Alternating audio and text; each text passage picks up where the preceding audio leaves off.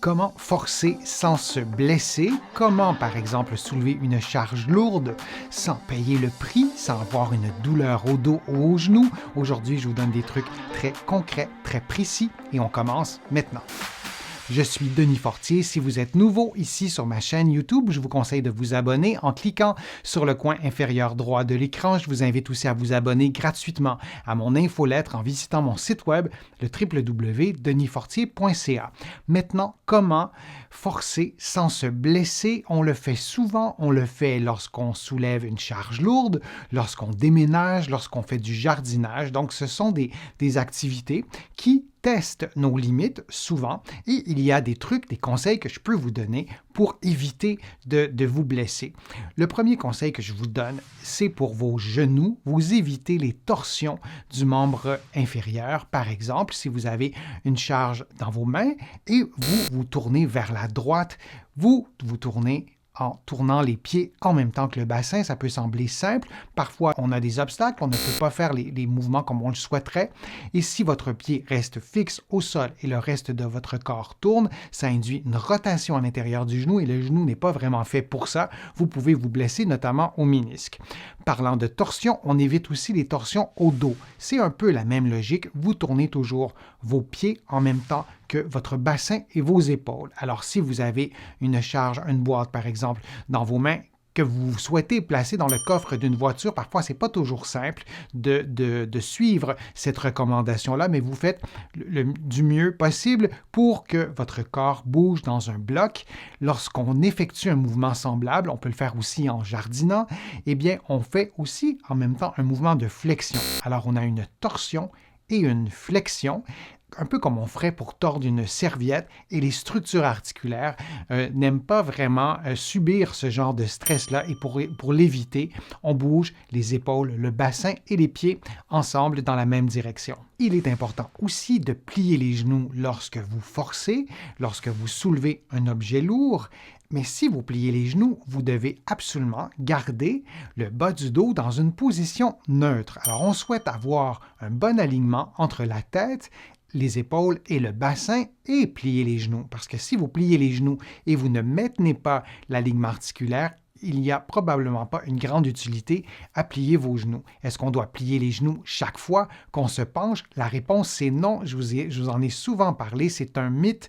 Le corps est fait pour pouvoir se pencher vers l'avant souvent et même de façon répétée. Si on le fait dans un contexte où on va vraiment forcer, on va effectuer une activité physique qui est presque hors de nos capacités physiques. Oui, c'est une bonne idée de plier les genoux. Une façon simple aussi de ne pas se blesser, c'est de faire une période d'échauffement. Bien sûr, si vous soulevez une boîte qui est lourde une fois, comme ça, vous n'allez pas faire une période d'échauffement. Par contre, si vous déménagez, si vous avez à faire des efforts durant toute une journée, si vous en êtes à votre première journée de jardinage de la saison, oui, c'est une bonne idée de faire une période d'échauffement, d'effectuer des mouvements de rotation, par exemple, d'effectuer certains exercices que je vous propose sur ma chaîne ou simplement de faire les mêmes mouvements que vous allez faire durant cette activité, mais plus lentement pour accélérer la vitesse et de consacrer un 5-10 minutes pour échauffer vos articulations et ainsi vous allez vraiment prévenir les blessures. Il y a plusieurs équipements pour nous aider à soulever un objet lourd, que ce soit un frigo ou des boîtes qui sont vraiment très volumineuses. On néglige souvent l'utilisation de ces équipements et ils sont dans bien des cas indispensables à la prévention des blessures. L'utilisation de gants aussi. Moi, j'ai traité beaucoup de patients qui s'étaient blessés au dos parce qu'ils n'avaient pas de gants et l'objet en question a glissé. Ils ont fait un faux mouvement. Et avec le poids de l'objet en question, il y a eu une blessure et les blessures parfois ne surviennent pas à l'instant même. Parfois, c'est le lendemain ou le surlendemain qu'on va commencer à ressentir la douleur ou que l'inflammation prendra plus d'ampleur et là, on aura peut-être regretté de ne pas avoir utilisé l'équipement adéquat. S'hydrater, c'est un truc aussi qu'on oublie.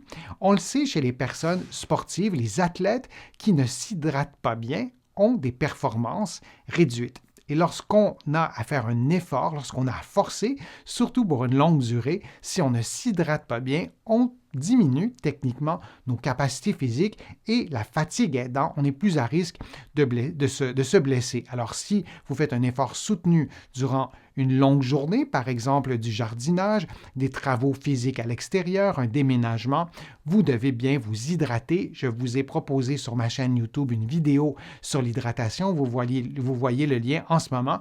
En cliquant sur le i dans le coin supérieur de l'écran, vous allez pouvoir voir la vidéo. Un autre truc à suivre, c'est de prendre des pauses.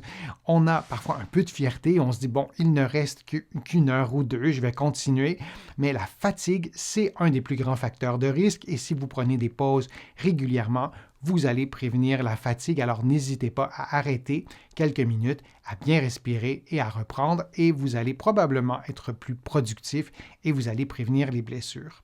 Vous allez trouver beaucoup d'informations aussi sur la prévention des blessures lorsque vous forcez sur mon site web, sur mon blog. Je vous invite à le visiter.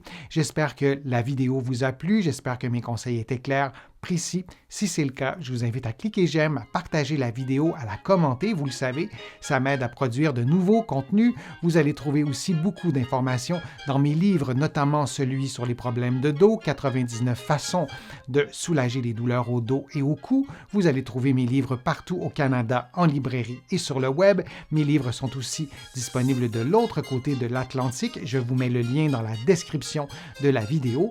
Je suis Denis Fortier. Je vous remercie beaucoup. À bientôt.